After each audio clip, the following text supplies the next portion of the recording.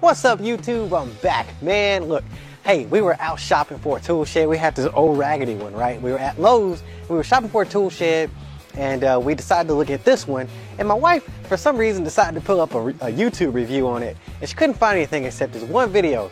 And you know what? That video was so bad. She said, babe, I think you need to do a review on this thing because the one I watched, it was horrible. So people need to know about this tool shed because the video that's out there is horrible, so you should do a review. So I said, you know what? I gotta do what I gotta do. So check this out, man.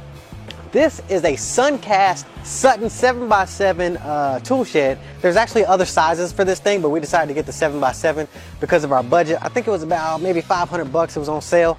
We decided to get this one just because of the way it looked. It has a nice little house looking style to it. It actually kind of matches our house, so it worked out pretty perfect. But let's go ahead and take a look inside this thing.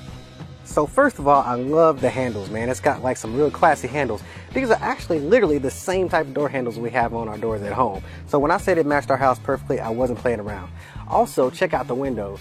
I didn't really see a need for windows, but now that I've actually got all my stuff in there, it actually, you know, it's kind of nice to just peek in there and see and make sure my stuff is still in there. Anyways, these are plexiglass windows, so it's not glass or anything. Now, this thing is made out of some type of plastic resin material. It has this ventilated top up here. It's also in the back as well. I want to say it stands about 8 feet tall, but it's got shingles up there. I'm gonna go ahead and reach up there so you can see. Well, let's go ahead and open it up. I'm gonna get my lock off here. Kick that lever to the side. All right. Now, we got this thing open. Now check out the hinges. They are pretty sturdy hinges, and they do allow the door to open up all the way. That way you can get all your stuff in there. Okay. Now this thing actually does come with a floor, which was a bonus because we actually did look at a lot of them, especially those aluminum ones that did not come with a floor. You had to build a platform for it, which was something I wasn't really interested in doing. Now, one thing I do like, let's get inside here. All right, so this other door, the other door, it actually has a latch up top. Let me see if I can get that in shot.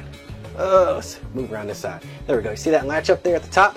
Okay, you have to unlatch that, pull it down. Then there's one at the bottom.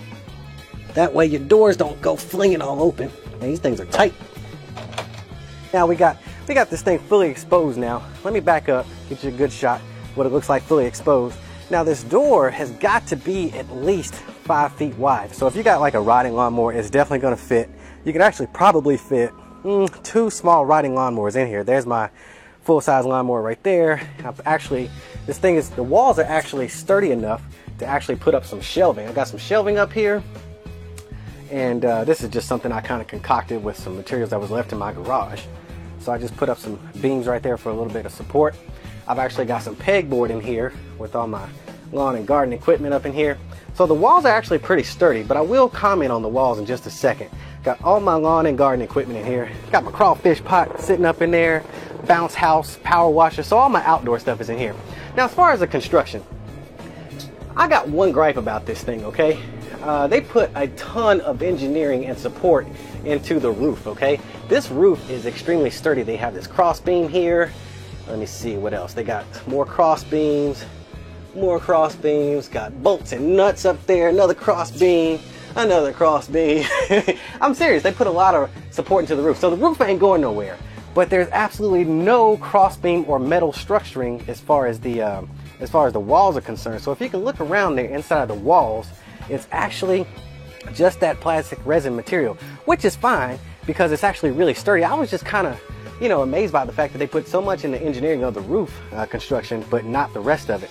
The way this thing is put together, it actually took me and the wife about 2 hours to put this thing together ourselves, and it's pretty much a snap and go kind of thing. Now when you get to the roof, once again, there's a lot of screws you got to put in there, but everything's pretty self-explanatory. But of course, we use the instructions. There's some screws that actually attach the roof to the walls, as you can see right there. But as far as everything snapping together like the walls, this is actually 3 components. You got 1, 2, and then 3 components that are sandwiched together to make the full wall. And that's actually 2 components on the back wall, and they actually snap into the floor. It's kind of like a slot and snap kind of construction in there. But once again, the whole thing is very sturdy. I don't see it baking in the sun and warping or anything like that. It actually does stay relatively cool in here because it's ventilated. Now as far as keeping the critters out, because that was another problem we had with our old decrepit raggedy shed, it doesn't have massive openings. And of course, you know, rodents aren't going to chew through this thing. but I will say that there are some gaps. So if you're really concerned about, you know, little critters and stuff getting in here and making nests, like you see a little gap right here, that's big enough for, I don't know, maybe an ant. So, you know, you might end up getting some ants in here or something like that. I don't see anything big enough. Let me look in here. This one isn't terribly big, but it's one of the bigger ones. I don't see anything big enough for maybe a gecko could get in here, maybe. I don't know how small those things can squeeze into, but even the little louvers up here, it's actually protected by a mesh material. I don't know if you can see that through the camera, but that's a mesh material up here. As far as letting critters in, man, I don't think you're gonna have too much of a problem, especially with big stuff. I don't know, maybe wasp, maybe, but you know, it just depends. If you want to get some sealant and kind of, I think I'm gonna go to Home Depot or Lowe's and get some, see if I can find some type of foam sealant or something to kind of spray around the seams, because I really do not want any, you know, creepy critters running around here. Especially you come up in here and get stung by a wasp, man, you're not gonna be having a good day. Anyways, I just wanted to share this with y'all because the review online was so terrible, I had to do my own review. Let me back up and get a frontal shot.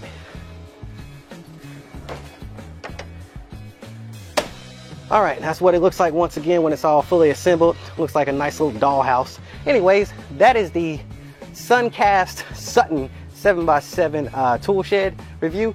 Hey, I ain't never claimed to be an expert in this kind of stuff, especially this kind of stuff, man. I'm just doing reviews. But before I get out of here, I'm gonna need y'all to tap on that like button and smash on that subscribe button, and I'll see y'all at the next one.